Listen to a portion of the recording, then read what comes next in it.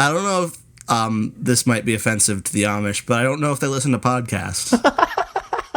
So I don't know. Yeah, we're probably safe. Well, I didn't mean any offense to the Amish. Right, I understand, but I don't know if they're very sensitive to people talking about them in their allegedly backwards ways. But I don't know. I feel like I'm digging myself into a hole, but no one cares because no one listening to this is Amish. I'm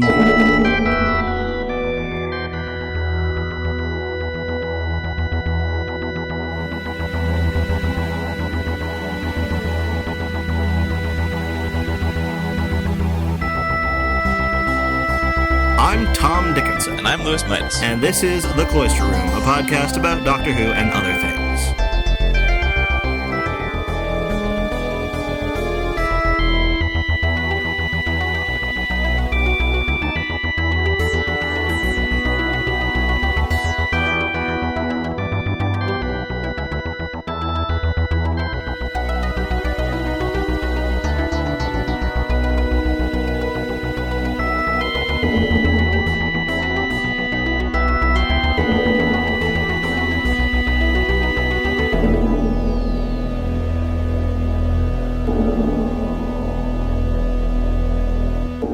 You listened to both parts of Blood of the Daleks, yes? I did, in fact. Well, what'd you think? I quite liked it. Yeah? I thought it was very well done. I mean, like, this is obviously the first time I've listened to the audio dramas, but, like, I really liked it. Did you have difficulty following it? Because I know some people just have difficulty following audio dramas in general. Well, the weird thing was, I was kind of driving when I was listening to it. Yeah, I do that. And so, I don't know if that helped or not, but I was kind of like, I was focused on driving, but at the same time I could kind of listen. So I actually really didn't have any difficulty. I guess I had difficulty at first, but it sort of got better. And, I mean, you know, even when they were, like, transitioning, like, they were clearly transitioning in between, like, scenes and stuff, because they were switching back and forth between characters. And, like, even though I was a little bit confused by how they were doing that at first, it sort of worked. I don't know. I wouldn't say that I had any problems, really. It's kind of strange to me that audio drama is still very much well, I guess you'd say it's a thing in the UK. Uh-huh. Like, they have it on, like, BBC Radio. Right. And people will, you know, listen to it. Most of Big Finish's releases are commercial releases that they licensed from the BBC, and they sell them on their website. But these were created for airing on, I think, BBC Radio 7. Huh. And this was back in 2006, in the gap between Series 2 and Series 3. So yeah, like, this was aired on the radio, and people would tune in to listen to it, which is something that's more or less entirely unheard of in the US. Yeah, we really don't do that anymore. It seems like, I mean, I don't really listen to radio at all, but it seems like we just have music. Well, we have music, and we have, like, political talk and that's true. Sports talk and stuff like that. Yeah. So there's talk. It's all just, like, news talk. There's no, there's really no scripted radio. Huh. I wonder why that is. Well, I get the feeling that a lot of Americans seem to think that it's been superseded by television. Yeah. I feel like there's almost like a sort of nostalgia factor. But, I mean, it's not nostalgia for anyone who's, you know, alive. But, you know, kind of like, oh, this is the way it used to be kind of way. Mm-hmm. I don't know. I feel like there should be at least some demographic of America who'd be all like, yeah, let's do that. Let's go back to the way things used to be. Like the Amish or something. Did the Amish have radios? I don't think so, actually. Like, I think there's some radio drama still in the U.S. I imagine it has to be out there somewhere. Right. Yeah. Probably NPR does a little bit of it, but not very much, I would assume. But yeah, so I think this might have been one of the first couple Big Finish audio dramas I listened to. I really, really enjoyed this one because I like Paul McGann's Doctor very much, and it's a little bit sad that he was only ever given one televised story. So it's good to see more from him. Yeah, I agree with that, and I really like a lot of the dialogue.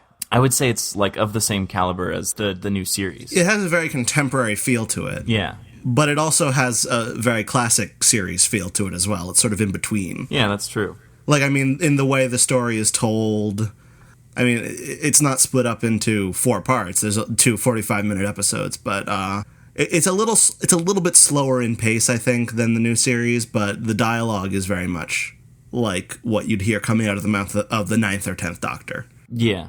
Well, and the good thing about it is, like, you know, one of the great things about Doctor Who is just like the talking, and, you know, so I think that it was good that they could just kind of focus on that, and they don't have to worry about like special effects or, you know, anything like that, and they could just like sort of focus on like a story, and I like that. Mm-hmm. It's a great medium for doing that sort of thing. What did you think of the 8th Doctor? I liked him a lot.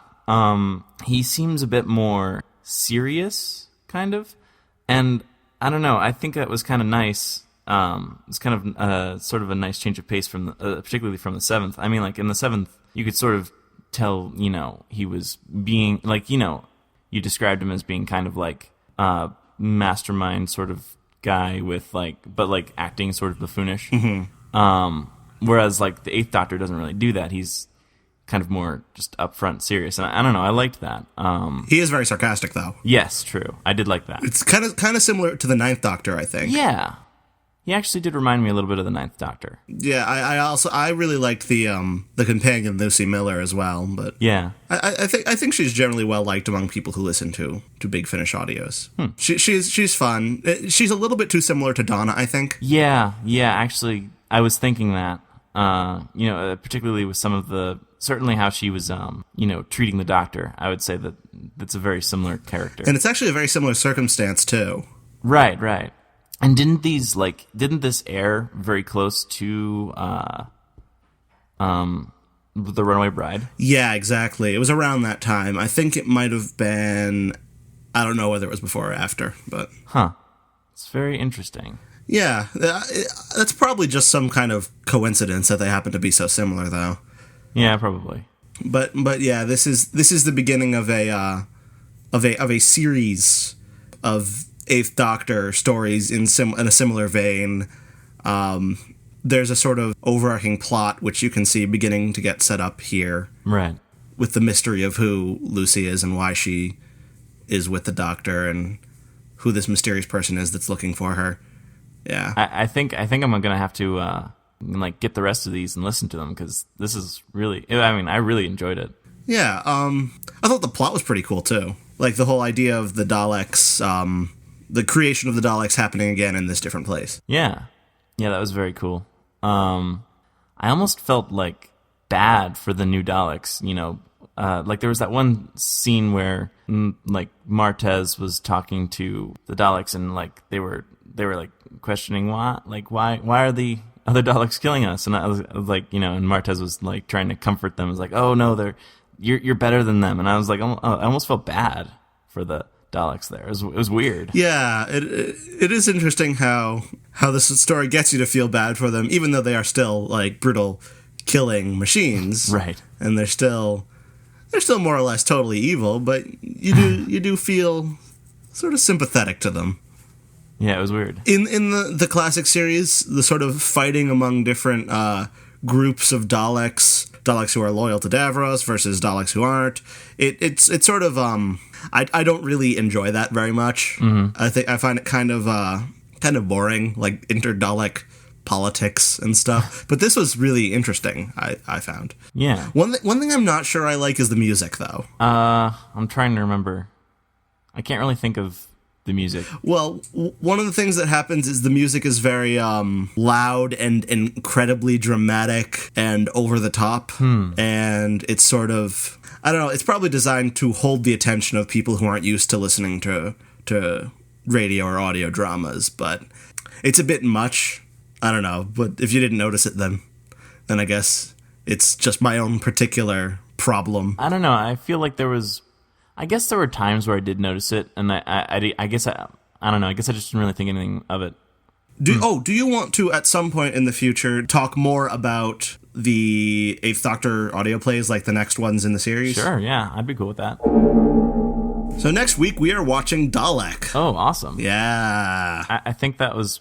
Oh, I don't know. I have a tough time saying what my favorite 9th Doctor story is. Yeah, me too. I think there are quite a few good ones. Other ones that got votes were A lot of people like The Empty Child, Dr. Dances. People said Father's Day, which I think is another really good one. Yeah, true. Huh. It has Rick Astley in it. Well, a Rick Astley song. Yeah. Yeah, that's pretty awesome. If only it had Rick Astley. But Dalek's a good episode. Yeah. Awesome. I say it's a good episode. I probably shouldn't be saying that now. I should probably be saying that next week. Right. We'll reserve our discussion. And I'll probably edit out the fact that I said it was a good episode. All right. So, yeah, next week we'll be talking about Dalek, and then the week after that we will be talking about a 10th Doctor story. Huh. I wonder what that's going to be, because, there were some, there were quite a few 10th Doctor stories, so I'm very curious to see how that turns out. Yeah. 10th Doctor's another Doctor that I've seen all of, so yeah. The only Doctors I've seen all of are 8, 9, 10, and 11. Yeah, I guess that's pretty much the same for me too then. Well, okay then. I'm looking at news on the computer right now. There's new info on the Nintendo games. Ooh. I don't know what the new info is. I don't really care that much about the Nintendo games. How do you feel about the Nintendo games, Lewis? Not very strongly. Ah, okay. Well, there's some of that not caring. Now that's the one with the sonic screwdriver Wii remote, right? Yeah? Yeah. I think there may also be one with a sonic screwdriver Nintendo DS stylus. Ah. Wasn't that fancy? Does that appeal to you anymore? No, not really. The thing is, I own both a Wii and a Nintendo DS. I just don't ever do anything with them. Yeah, and I think many licensed games tend to be really awful. Yeah. So I would not be surprised if these ended up being really awful. Yeah. Yeah, I've typically found that. I'm trying to think where in my video gaming career I actually realized that licensed games were almost always terrible. I think it was pretty early for me. Yeah. Maybe it was the Spider-Man game for the PS2. That was pretty terrible. Really? Because was it the movie one? Yeah. I really enjoyed the first Spider-Man game for the GameCube. Huh. I wonder if it was the same. It may not be the same. Oh, also, Scott Pilgrim video game is very good. Oh, is it? Yeah. But I can't play it because it's not for any consoles I own. Right. It is for a console I own, right? It's for a PS3? Yeah, and Xbox 360. My friend has a PS3. I played it at his house, and it was very enjoyable. I should get on that. You should. Is that one of those things you just download? Yeah, sure is. Huh. I'll have to check it out. Yeah, that's about it for news. Oh, Doctor Who Live has opened. The what now? I don't really know. I've heard about it. I don't really know what it is. It's some sort of live show that involves people in Cybermen and Dalek suits and stuff like that, I think. Okay. Doesn't sound interesting to me. Okay, then. What follows is a discussion of the cult classic TV program Firefly, which was created by Joss Whedon of Buffy and Angel fame. This conversation is actually part of a larger discussion on Joss Whedon's works, which we recorded some weeks ago for use in episode 7 of The Cloister Room. Some of our comments may make a tiny bit more sense when considered in the context of that larger discussion. If you haven't heard it yet, that's perfectly fine, especially since, as of this moment, episode 7 is our least popular episode to date. We just wanted to keep you abreast of the situation because we at the Cloister Room are committed to make sure that none of our listeners are ever confused, disoriented, or irritated by abrupt changes in topic. Really. And on that note, I really liked Firefly. it was a good show that I don't think it really had much of a chance, though. What makes you say that? Well, I think the concept of a sci-fi western, it's a little bit strange and out of the ordinary, which is the kind of thing TV audiences often shy away from. Yeah, I could see that, actually. Maybe it could have been a success on a cable network, especially sci-fi, but I don't know. The other thing is Fox obviously didn't treat the show very well, although that's that's famously enshrined in television lore. So most people are aware of the fact that they aired the episodes out of order and Was there stuff. a particular reason that Fox did that, or are they just whatever? Well, I think the thing was they didn't like the pilot episode very much. The 2-hour pilot of Firefly. And personally, I think the first 10 minutes of the pilot episode of Firefly aren't very good. That might just be me. Like, the war scene, which has nothing to do with the show, really, in my opinion. Yeah, that's true. Well, I mean, it's important background information, but it's not a very good introduction to the characters and the tone of the show. Yeah. Yeah, I would agree with that. I haven't seen it in a really long time, but that sounds about right to me. But in the pilot episode, Mal was a lot grumpier than he was in the following episodes. I don't remember that. He does this really terrible thing to Simon. Oh, yeah. You know what I'm talking about? I think so. Yeah. Okay, he tells Simon something. Mm-hmm. I mean, that's a horrible thing, and it's really awful. And throughout the rest of the episode, he's also very, like, surly and mean. And in the following episodes, he's more snarky and sarcastic. Yeah, all right, I can see that.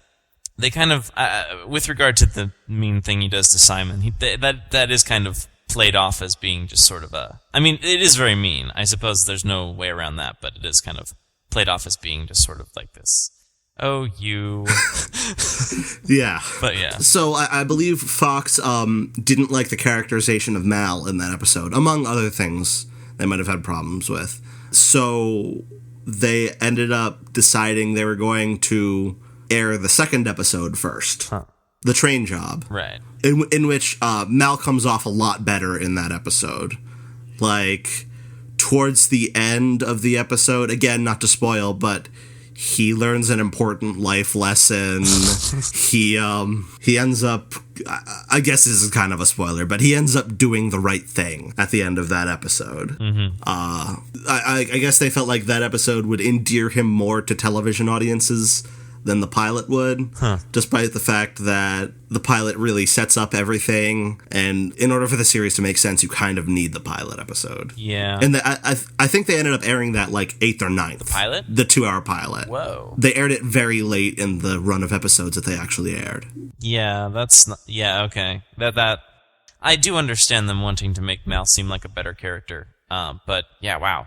I would not have... I mean, like, I would have thought, okay, so they would air the train job first, and then they'd air the pilot. But now, wow, putting it that late was just... That seems really wrong to me. Yeah, off the top of my head, I don't know the order in which the episodes aired, but they made no effort to air the show in order. Huh. I mean, for a lot of viewers, that wouldn't matter, because I heard someone say recently that even people who consider themselves quote-unquote fans of a show watch only 1 out of every 3 episodes. Huh. Like, you could hear people say, yeah, I'm a big fan of House, but that doesn't necessarily mean they're going to tune in every week or even record it. They'll just watch occasionally. And, I mean, that's a way of conducting your life that seems utterly foreign to me. But apparently people do that. Well, yeah, I mean, I would consider myself a fan of House, and I feel like that actually does describe me, where I don't watch every episode, although I do make an effort to. Okay. I mean, that may make sense. That's the sort of thing I would never do, and that's more down to my particular neuroses.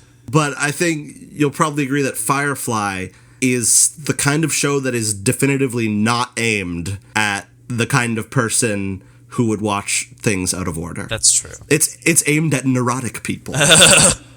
Very true.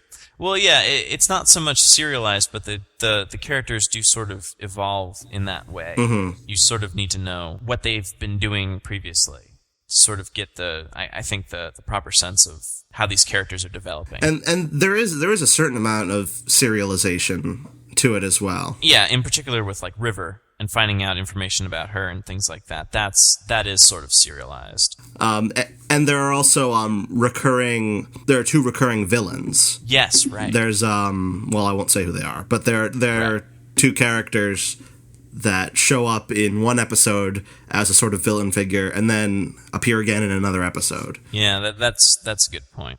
I guess for most shows I do try and watch them in order. I did that with Fringe. When I fell behind in Fringe, I had to catch up. Mm-hmm. So I guess I'd consider myself more of a fan of Fringe than I would be of House, if I were to rank my fandoms. I see. One interesting thing about Firefly is that while Firefly was in production, it was in production at the same time as Buffy Season 7 and Angel Season 4. Oh, right. So there were 3 Joss Whedon shows on at the same time. I seem to recall, I think I was reading an interview with one of the writers from Firefly, and they were saying how, because, like, Firefly was Joss's baby or whatever, like, he gave Firefly most of his attention or something like that. I seem to recall something like that. But yeah, that's gotta be tough, having 3 shows airing at the same time. And they were on 3 different networks, too. Were they really? Yeah, Buffy and Angel were originally both on the WB, but the WB sold Buffy to UPN for seasons 6 and 7. Huh. So Buffy was on UPN, Angel was on WB, which is one of the reasons that crossovers sort of became less of a thing. And Firefly was on Fox. Huh. So Joss Whedon's attention was all over the place. Wow. That's pretty crazy. I don't know if that's necessarily reflected in the shows themselves, but it's certainly an interesting fact. Yeah, it's kind of cool. Did he do that like intentionally? Did he say, all right, well, I want the madness of having 3 shows going on at once, or well, I mean, I guess did he know at that point that like that was going to be the last season of Buffy? You know, honestly, I'm not sure. But by that point, he was less involved with Buffy anyway than he had previously been. He handed off a lot of control to Marty Noxon, who was one of the writers who eventually became, I guess she was an executive producer or something. But she was basically running Buffy with a lot of input from him. And Angel... You know, honestly, I'm not entirely sure what the situation was with Angel, but he wasn't running any of these shows alone. I know Firefly also had Tim Minear, who was another person who was heavily involved in running the show. So honestly, I don't know why he did this crazy thing and started another show then. I mean, if he knew Buffy was going to end in season 7, then maybe he would have pushed Firefly back another year. Or maybe he did know, and he decided, let's get this started so that once Buffy goes off the air, I'll have this other show in full swing. Right, that's what I'm thinking. Like, if he did it like that, then that's a pretty good strategy, I think. Assuming Firefly had gotten picked up, which it didn't. Picked up for another season, I mean. Yeah. Man, I would have, like... I feel like if Fox could grant a second season token to Joss Whedon, I wish that they had given it to Firefly as opposed to Dollhouse. Right, I see what you mean. I would have much rather seen more Firefly than Dollhouse. Although I did like Dollhouse Season 2 a little bit. Quite a bit, actually. Yeah, I think the second season of Dollhouse fixed a lot of problems with the show. Yeah, but at the same time, I think I liked Firefly a little bit more. And would have liked to have seen a second season of that show. Well, he did get the chance to make a movie. Yeah, I know. And the movie, apparently, is a very condensed version of what the second season would have looked like. Oh, really? Yeah, like, the plot of the movie would have been the plot that was spread out over the course of season 2. That's interesting. Okay. There are some threads from season 1 that are left dangling. Like, there's the Blue Hands guys. Oh, yeah. Which was never resolved on screen. I think it was part of a comic that resolved that. And also, even in the movie, the issue of Shepherd Book's backstory, there are some questions about that. And those are actually going to be addressed in an upcoming graphic novel. I think it's coming out in a month or 2. I know they did a lot of like Buffy comics and things like that. Have they done that for They've done that for Firefly too, right? Yeah, Firefly has had, I think it's had 2 different miniseries, each of which was 3 issues. Huh. Which basically tells, I guess you'd call it an episode. It's like an episode of the show that's set after the show ends, but before the movie. Okay. So there was one called Those Left Behind, which deals with the Blue Hand guys. And there's one called Better Days, it's almost like a standard episode of the show. And the upcoming one called A Shepherd's Tale is going to tell the backstory of Shepherd Book. That's cool. I feel like I had to read those. Yeah, they're pretty entertaining, the 2 that I've read, and I'm sure Shepherd's Tale is going to be pretty cool too. Yeah, I should get on that. But there's a lot of things I say that about. Yeah, well, don't we all? So, this wraps up another episode of the Cloister Room, and you can listen to this episode again or find more episodes of The Cloister Room at our website, www.thecloisterroom.com. And you can email us and let us know what you think about the show at thecloisterroom@gmail.com. Or, /and, you could follow us on Twitter at The Cloister Room and send us little @replies telling us how much you like us. If you want, you could follow me on Twitter at @tdickinson and send me replies telling me how much you like me. Or if you want, you can follow me on Twitter at milesbelly, and I don't know. You can say stuff if you like. You could sling insults my way. I don't care. I fully endorse this. Also, you can search for us on Facebook. You won't find us there, but you can sure search for us. MySpace, Friendster, mycokerewards.com. These are all websites you can't find us at. So I suppose until next week, and probably thereafter, I will continue being Tom Dickinson. And I, too, will be Lewis Mites. You said I, too. That's not the same because you're not Tom Dickinson. Shh, hush now. Okay, anyway, goodbye. Bye.